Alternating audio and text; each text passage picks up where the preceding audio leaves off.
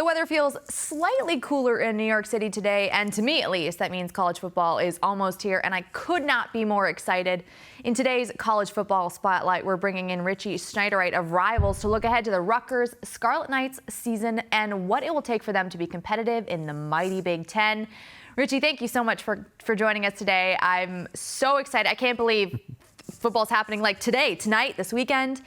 Let's dive right in because powerhouse teams like Michigan, Ohio State, and Penn State, they're all in the top 10 preseason rankings. So what are head coach Greg Schiano's expectations this season to try and be competitive in the Big Ten?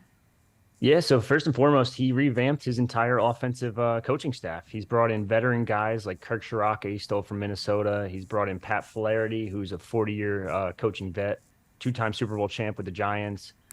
Dave Brock, the former Falcons wide receivers coach, too, is on staff now. So it's going to be getting the offense going, and that's going to be their main goal right now. Because if they can get that going to complement their defense, which is already like top 30, top 35 in the country, I think they could have a pretty good year.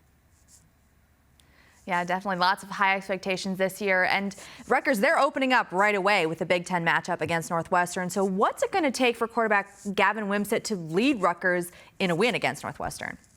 As much as I would like to say he could lead them to the win, I think it's going to come down to the run game because Northwestern is lacking bodies on the defensive interior. They technically only had 2 scholarship defensive tackles this past spring. Now, mind you, they've added a couple transfers from the lower levels. I think one guy's actually coming up from Southern Illinois, so that's a big jump for him. But I think the run game, you got to get the run game going early and keep it going throughout the game and kind of control the tempo. But Gavin Wimsatt is quarterback 1 now, and he just has to limit the mistakes, just play smart football, and I think they should be able to get a win on Sunday with the only game in town on Sunday. Yeah, Sunday. A little odd, but we'll take it. All right, let's flip to the defensive side of the ball. So can the Scarlet Knights defense stop the Wildcats, and how are they going to have to step up to get that win? Yeah, so they brought in a couple new faces too. They have a new quarterback in Ben Bryant coming in from Cincinnati, a couple new wide receivers from the Power 5 level. But the Rutgers defense, like I just mentioned before, was top 35 last year in opposing yards per game.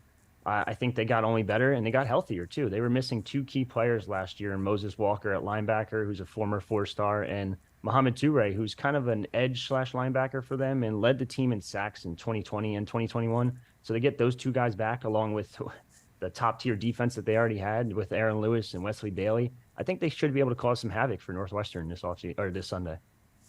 All right, we'll have to see how everything shakes out. Again, this game is on Sunday. Richie, thank you so much for joining us. Can't wait for all these games to kick off. Yeah, no problem. Thanks for having me.